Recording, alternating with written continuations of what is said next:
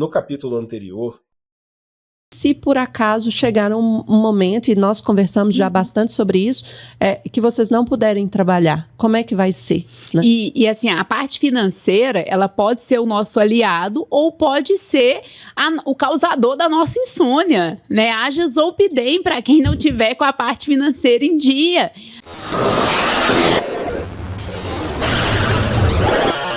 A comunidade Cuidando de Quem Cuida, da Dani Brits, surgiu de um desejo de unir profissionais de saúde. Os profissionais de saúde cuidam de tantos pacientes, de tantas famílias e, infelizmente, muitas das vezes esquecem do autocuidado.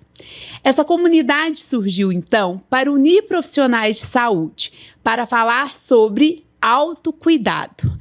Para aprender juntos também, discutir casos clínicos, artigos, o que tem de mais atualizado em terapia intensiva, em cuidados paliativos, no cuidado de uma forma geral, da equipe multidisciplinar, mas um dos pilares básicos dessa comunidade é o autocuidado.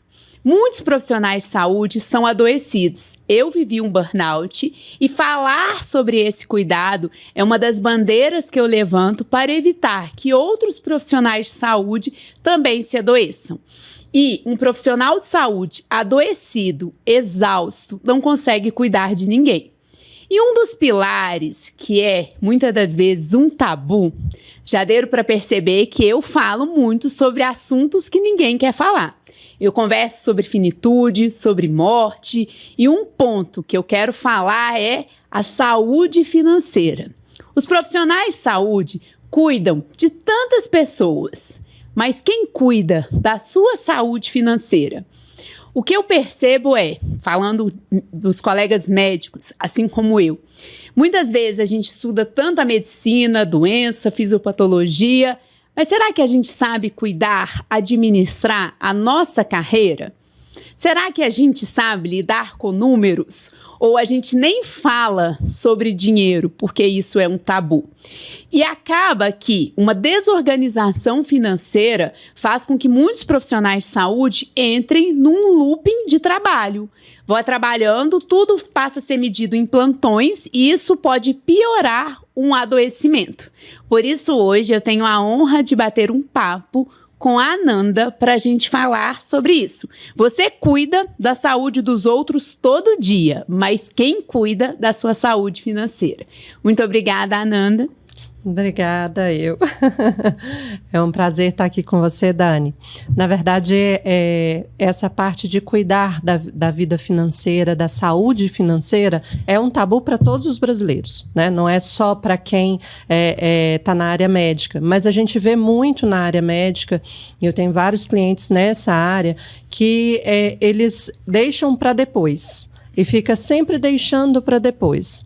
Eu sou a Ananda Amarante, eu sou dona da A2 Financeira, A2 Inteligência Financeira. Eu trabalho na terceirização do setor financeiro, tanto das empresas quanto das pessoas. Esse é um diferencial porque a gente trabalha com a parte da pessoa jurídica do médico e com a parte da pessoa física do médico.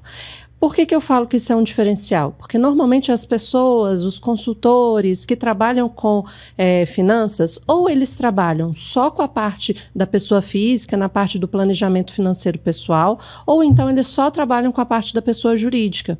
E aí vai ter uma conversa muito boa aí com contadores e tudo mais. Só que a gente tem que entender que na vida do médico, principalmente, o dinheiro entra na pessoa jurídica, entra por outras fontes, mas de forma geral, ele sai pela pessoa jurídica, a pessoa física, desculpa. Ele sai na pessoa física, ou seja, você recebe através de plantões da pessoa jurídica ou de consultas particulares ou de CLT, mas o verdadeiro gasto, onde vão as verdadeiras investimentos e provisões e tudo estão na pessoa física. Então, por isso que é importante ter um profissional que alie as duas coisas. E eu achei interessante, você colocou um ponto que falar sobre dinheiro é um tabu para a maioria dos brasileiros, né?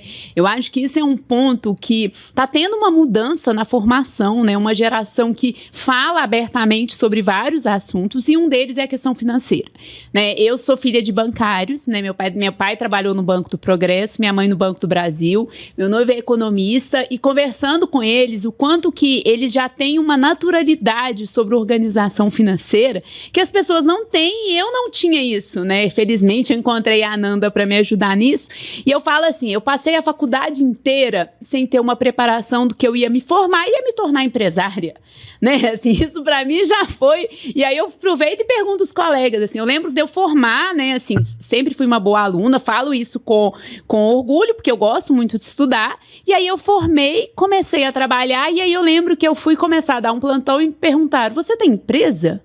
Aí veio aquela tela preta. Como assim? Precisa ter empresa para trabalhar? E aí eu acho que a gente já poderia começar, que você começou falando assim, pessoa física, pessoa jurídica. Será que nós sabemos o que é realmente isso? Tá certo. Nós vamos falar, então. Quando você chegou e foi convidada lá para o hospital, você tem empresa? Você é de comer ou de passar no cabelo? O que é para fazer? E eu acredito que, e aí já puxa um gancho, que aí começa assim, não, é só você entrar na minha empresa, assina aqui e você nem sabe onde você está amarrando o seu gado, né? O burro nem tá na sombra, né?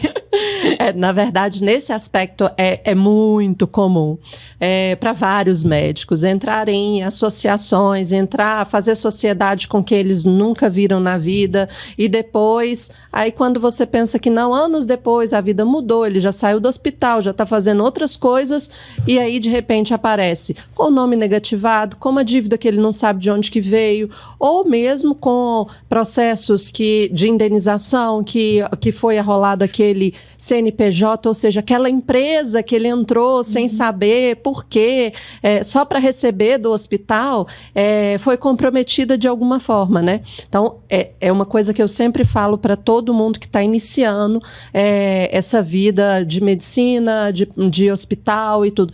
Tenha sua própria empresa. Não divida com o colega, com o marido, com papagaio e periquito. Não, é a sua empresa, você vai fazer a gestão, você vai ter todo o controle ali e, como você falou que gosta muito de estudar, isso também deve ter sido uma cobrança muito grande, né? Há quem gosta muito de estudar e todo mundo fala muito sobre isso. Então você tem que entender de finanças. Então você tem que aprender, vai fazer uma mentoria disso, uma mentoria daquilo.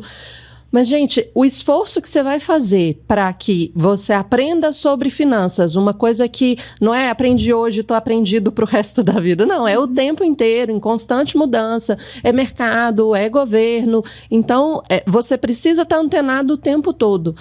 É muito mais fácil e mais barato você contratar um especialista. E, na verdade, Ananda, eu acho assim, você entender um pouco é fundamental até para você ir numa conversa com um especialista como você. Mas isso não é terceirizar. E sim é assim, olha, você pode entender um pouco, eu faço uma comparação com o personal. Você pode ir na academia e fazer o exercício sozinho, mas se você tem um personal que vai ali fazer um treino adequado para o seu corpo, adequado para a sua realidade, para o seu objetivo, consequentemente o resultado também vai ser melhor. Então eu diria essa comparação que é assim que eu me sinto, em sentido, assim, olha, eu tenho o personal que vai lá, puxa minha orelha, faz o treino adequado para mim. A mesma coisa eu acho que acredito que é com essa parte financeira. E um ponto que eu já chamo atenção, gestão.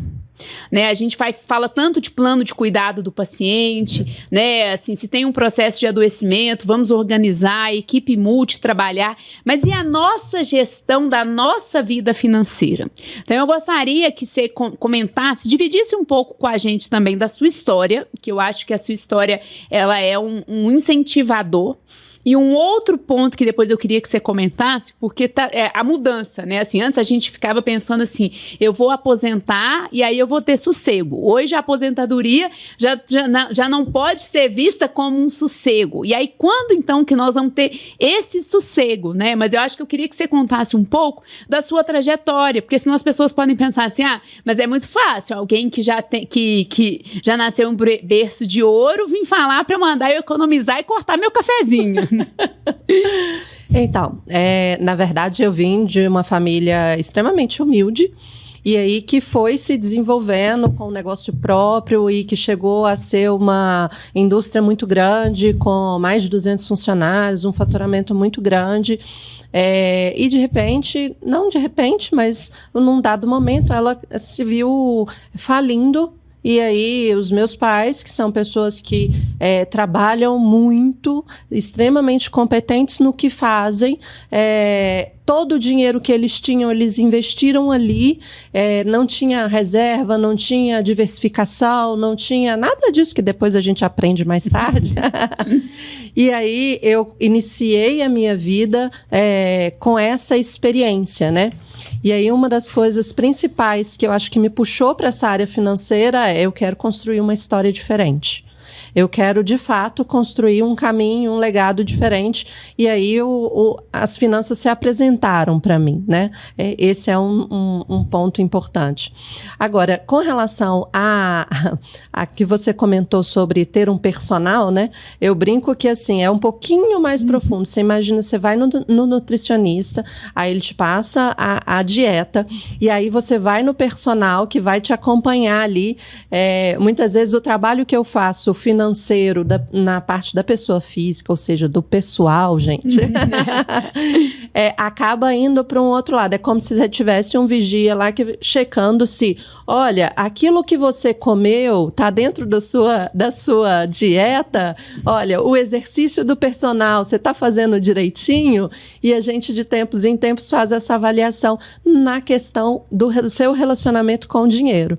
Ou seja, o plano que a gente traça, os objetivos que a gente está alcançando, e não está alcançando, né? Vários momentos eu tenho que chamar e falar assim, aqui, surge um novo propósito, um novo objetivo, eu quero trocar de carro já. Mas a gente não tinha combinado que ia ser daqui a 3 meses e tudo? Vamos repensar isso? Vamos equalizar? Não, tem que ser agora e tudo, a gente tem que reestruturar. Muitas vezes o planejador financeiro, ele chega e começa a planejar para o ano inteiro, só que ao longo desse ano as coisas mudam. E aí, por isso que hoje a minha empresa é de BPO financeiro, que é a terceirização do setor financeiro de pessoas e de empresas. Por quê? Porque, às vezes, o planejamento é lindo, mas a trajetória faz com que você mude o caminho o tempo todo.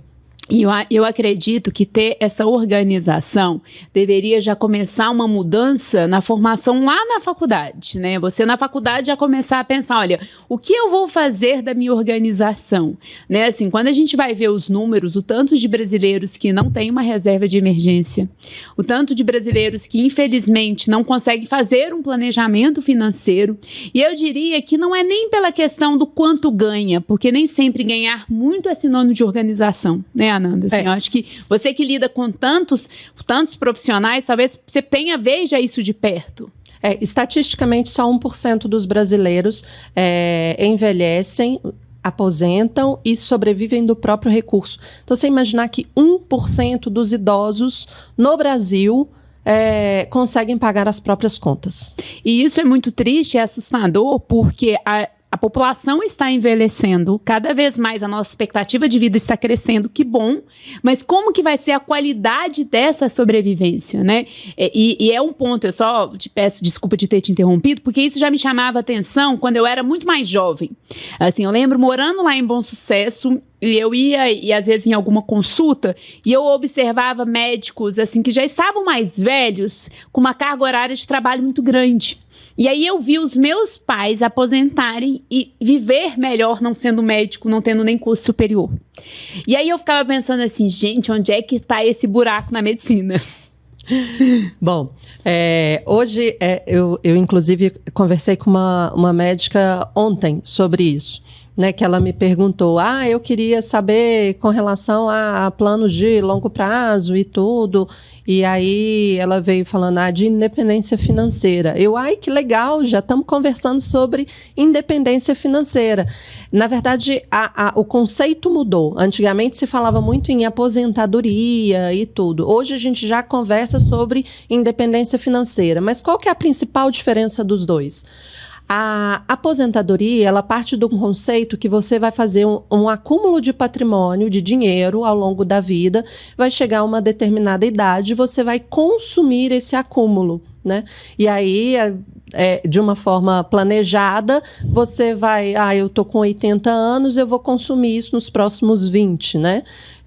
Mas já a independência financeira é uma proposta de você acumular financeiramente para que o rendimento desses investimentos consigam suprir os seus gastos, consiga bancar seu estilo de vida e a sua longevidade. O que precisa para isso? Precisa ser uma organização muito maior, porque você precisa também saber quanto que você gasta, quanto que daqui a 10, 20, 30 anos você vai precisar para poder conquistar a sua tão sonhada tranquilidade. E eu acredito, assim, como a gente fala na academia, que o resultado de uma qualidade de vida se constrói todo dia, né? A saúde se constrói todo dia, a saúde financeira também é essa longevidade, essa preparação, né? Assim, o quanto os colegas, né? Eu também já fiz burrada pra caramba do ponto de vista financeiro, por não ter uma preparação, assim, a gente forma e aí você começa a quantificar a sua vida na base de plantões.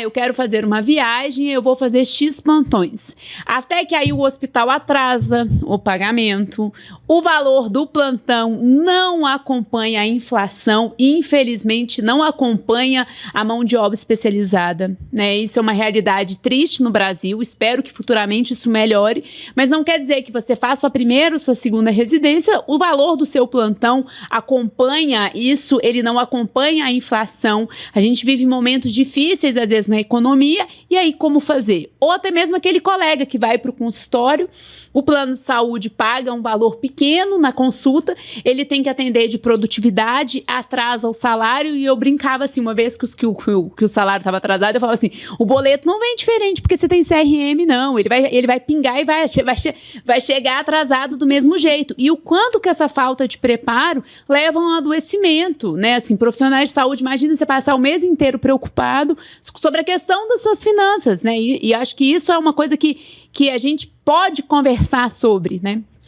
E tem dois aspectos aí muito importantes. O primeiro aspecto é com relação ao plantão. Além de tudo isso, aí entrando na sua área, você vai dar plantão para sempre? Né?